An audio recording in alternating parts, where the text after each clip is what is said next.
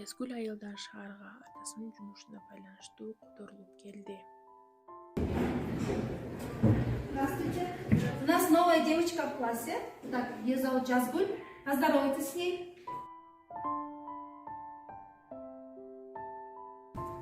Так, Жазгуль, иди сядь вот на первый парту.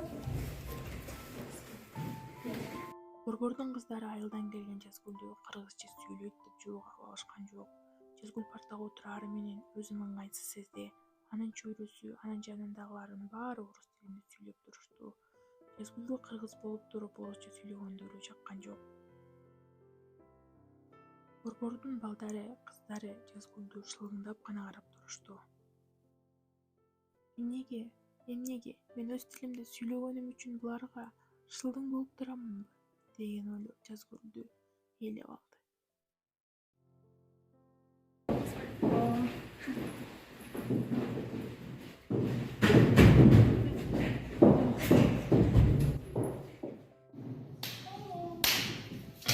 Прикинь, у нас новенькая. Она английская. Даже нормально сүйлөгөн.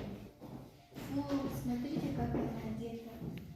Нормально гинеги. Ну, кыздар койлач. Постоянно шундай.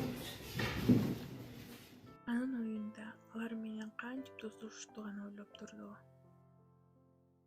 Ошондо Жазгуль, подожди.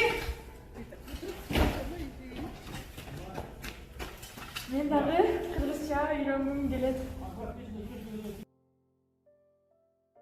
ал кубануу менен кыргыз тилин үйрөтүүнү баштады. Башкалар дагы кыргыз тили өз тили экенине моюн сунушуп, Жазгүлдүн ар бир сабагын өзгөчө өткөрүп турушту.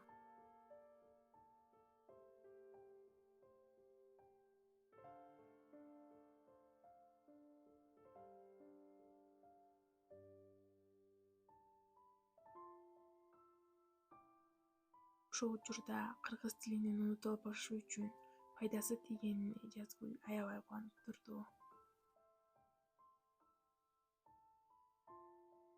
Алар достошушту. Алар биргеликте баары кыргыз тилин үйрөнүп жатышты. Алар өз тили, эне тили, кыргыз тилин унутпоого жана ошондой эле башкаларга мурас катары өткөрүп берүүгө өздөрүнө ант беришти. Алар бир кулачка биригип, кыргыз тилин жайылтыш үчүн баардык күч аракетин жасашат. Кыргыз тили биздин тил. Ар бирибиз билүүгө тийишпиз. Biz Kırgız dilin